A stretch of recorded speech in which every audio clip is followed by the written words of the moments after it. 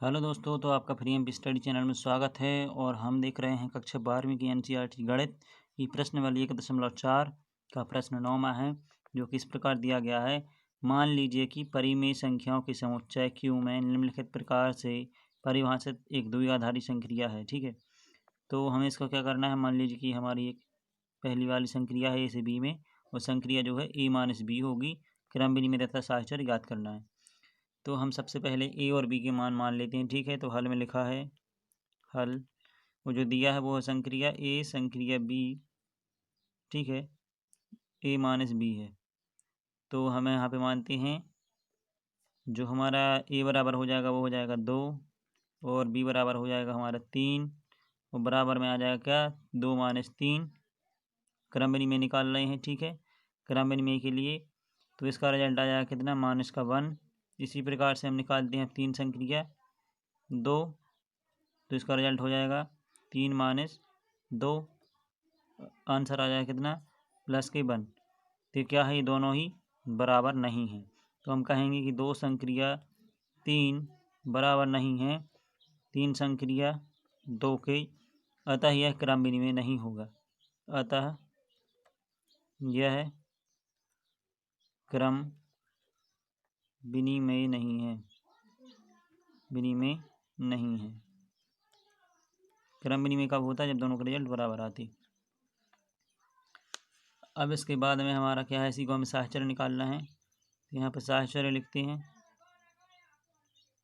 ठीक है, तो साहचर्य के लिए क्या करते हैं, हम मान लेते हैं कि ए जो हो जाएगा हमारा कितना, हम यहाँ पे लिख देंगे पहले ए संक्रिया बी।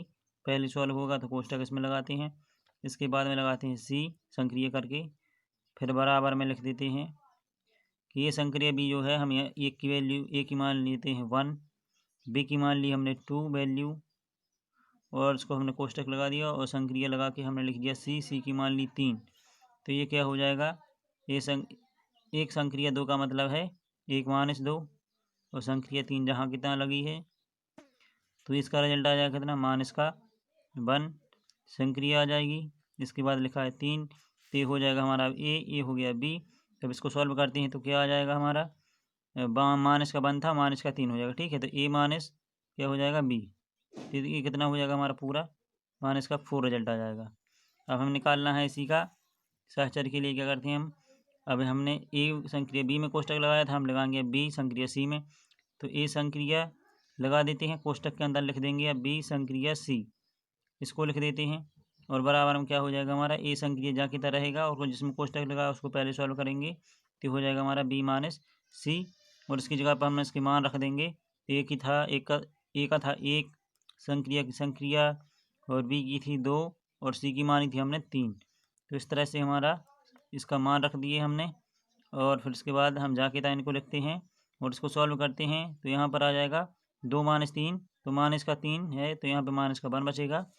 और इसी तरह से अब हम इन दोनों में संक्रिया लगाते हैं, तो 1 तो था ही, और इस संक्रिया का मतलब है -1 पहले से है ये।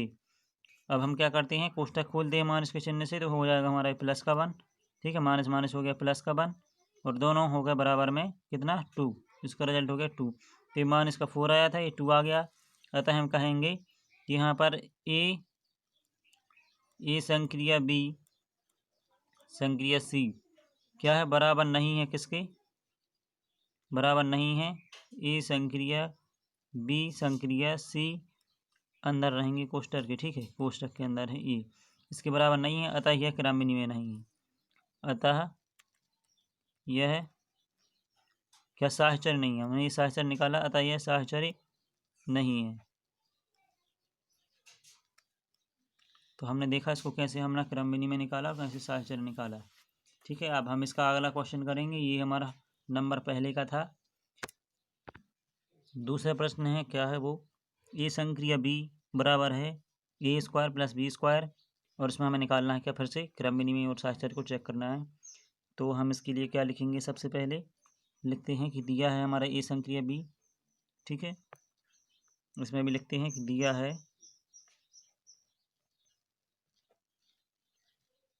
ए संक्रिया बी बराबर है A² + B², दोनों के वर्ग दिए गए हैं, इसके लिए हम क्रम विनिमय निकालते हैं। तो क्रम विनिमय क्या करते हैं, क्रम विनिमय निकालने के लिए हम ए संक्रिया बी बराबर लाते हैं, बी संक्रिया ए। तो माना कि हमारा जो ए बराबर हो जाएगा क्या, ए बराबर मानता है कि हो गया हमारा 2 और तथा बी बराबर मान लेते हैं क्या 3, ऐसा माना, यहाँ पे लिख देते हैं माना। और फिर हम इसको क्या करते हैं, संक्रिया में रखते हैं। तो यहाँ पर हम रख देंगे इसके लिए 2 संक्रिया हो जाएगा 3। तो हमने देखा कि क्या थी संक्रिया, ए का वर्ग प्लस बी का वर्ग, ए का वर्ग मतलब 2 का वर्ग, प्लस है तो प्लस लग जाएगा, बी है मतलब 3 का वर्ग, ठीक है। तो बी का वर्ग है, तो दोनों के वर्ग निकालते हैं तो कितना आता है 4 + 9, और ये हो जाएगा हमारा कितना 13। और इसी तरह से हम निकालते हैं बी संक्रिया ये, तो बी हो जाएगा अब हमारा, मतलब बी था 3, ठीक है, बी की वैल्यू 3 थी तो बी आ जाएगा हमारा आगे, मतलब 3 आगे आ गया। फिर संक्रिया रख दी, इसके बाद में हमने लगाया 2, क्योंकि ये बाद में आता है। बी संक्रिया ए का मतलब है यहाँ पर 2। तो हम इसमें भी अब अप्लाई करते हैं, तो ये हो जाएगा हमारा बी संक्रिया का स्क्वायर हो जाएगा, मतलब यहाँ पे हो जाएगा 3 का स्क्वायर प्लस ए का स्क्वायर, ठीक है। तो इसके लिए हम इसमें अब अप्लाई करते हैं, तो ये हो जाएगा हमारा 3 का स्क्वायर प्लस हो जाएगा 2 का स्क्वायर, मतलब 2 का वर्ग। अब इनको सॉल्व करते हैं तो इसका भी आ जाता है 9, इसका आ जाता है 4, ठीक है। और इस तरह से इनका दोनों को हो जाता है 13। तो यहाँ पर क्या आ गया हमारा 2 संक्रिया 3 बराबर आया है किसके, 3 संक्रिया 2 की।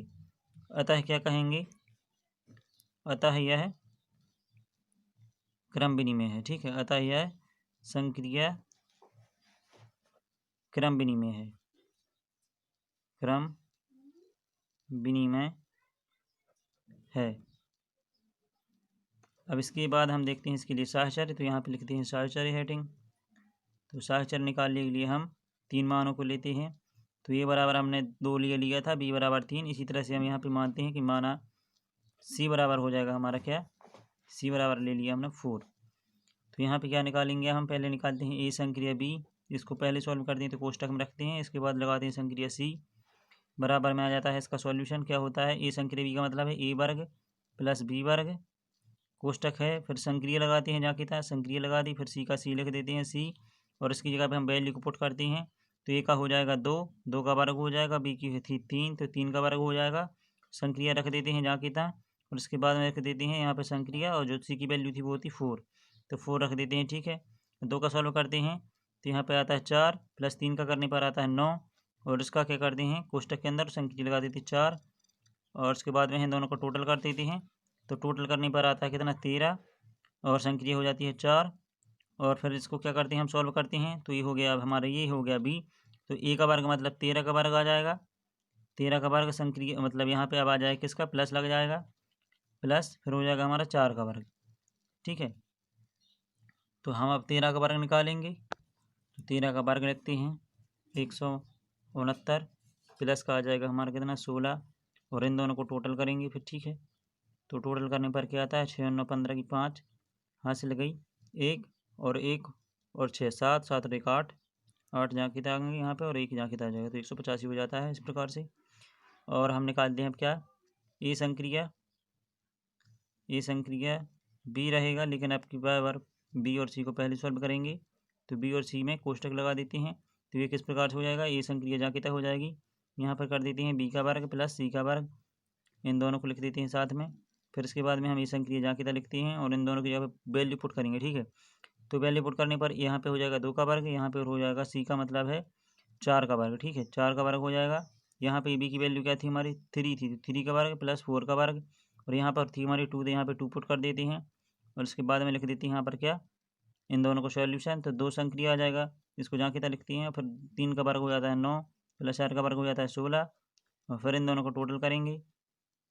तो ये कितना हो जाएगा 2 संक्रिया 9 और 16 कितने हो जाएंगे 25, तो यहाँ पे लिख देते हैं 25, और फिर यहाँ पे हमारा हो जाएगा 2 का वर्ग, फिर प्लस लगाते हैं क्योंकि ये 2 संक्रिया का इसी मतलब ये हो जाएगा, और इसके बाद में लिख देंगे क्या 25 का वर्ग। तो 25 का वर्ग हमारा क्या होता है वो देखते हैं, 25 का वर्ग हो जाएगा हमारा 625, और यहाँ पे 2 का वर्ग हो जाएगा 4, तो ये हो जाएगा 625, और इन दोनों को टोटल करते हैं तो कितना आता है हमारा 629, यहाँ पे 2 का वर्ग हो गया 4, 25 का वर्ग हो गया 625, और जो 4 है और इसको हम टोटल कर देते हैं कितना आ जाता है 629। यहाँ पे हम देख रहे हैं कि ये हमारा पहले आया था 185, फिर आ गया हमारा 629। इसका मतलब है कि यहाँ पर ये दोनों बराबर नहीं है। ठीक है, तो लिखते हैं कि ए संक्रिया बी कोष्टक में, फिर संक्रिया सी बराबर नहीं है किसके बराबर नहीं है, ए संक्रिया फिर बी संक्रिया सी, इन दोनों के बराबर नहीं है, अतः यह संक्रिया सहचर नहीं होगी। ठीक है, अतः यह संक्रिया सहचर नहीं है, सहचर नहीं है। तो इस तरह से हमारा जो है दूसरा प्रश्न था। इसके बाद में हम देखते हैं तीसरा इसी का।